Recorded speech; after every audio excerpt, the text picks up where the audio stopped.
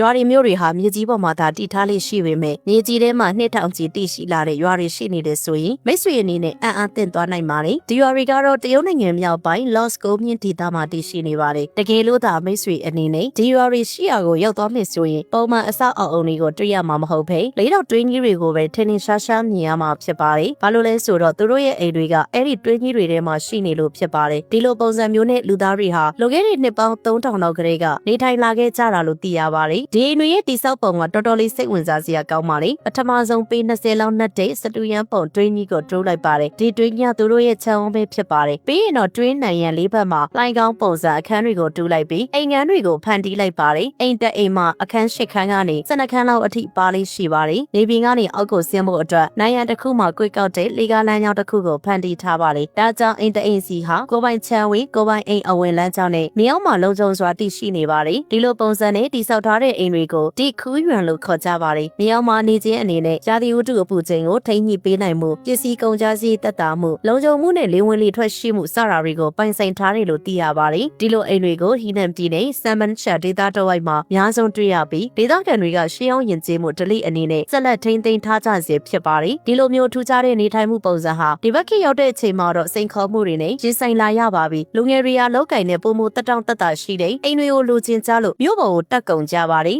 ဒါကြောင့်ဒီခူးရွံအများစုဟာစွန့်ပစ်ခံဘဝကိုရောက်ကုန်ကြပါတယ်ဒါပေမဲ့ဒေသအစိုးရတွေနဲ့လူမှုအဖွဲ့အစည်းတွေကတော့ဒီအမွေအနှစ်ကိုမပြောက်ကွယ်တော့အောင်ကြိုးစားနေကြပါတယ်အချို့ရွာတွေမှာဒီအိမ်တွေကိုပြရိတ်တွေဖြစ်ဧည့်သည်တွေတဲခိုနိုင်တဲ့ဟိုတယ်တွေဖြစ်ပြန်နေပြင်ဆင်ပြီးခရီးသွားလုပ်ငန်းကိုလှုပ်ဆောင်နေကြပါတယ်ဒီနှစ်ထောင်ချီတက်တန်းရှိတဲ့မြေအောက်အိမ်ဒလိဟာခေတ်သစ်ရဲ့လွှမ်းမိုးမှုအောက်မှာဘလောက်ကြာကြာဆက်ပြီးရက်တည်နေနိုင်အောင်မလဲဆိုတာကတော့စိတ်ဝင်စားဖို့ကောင်းပါလေ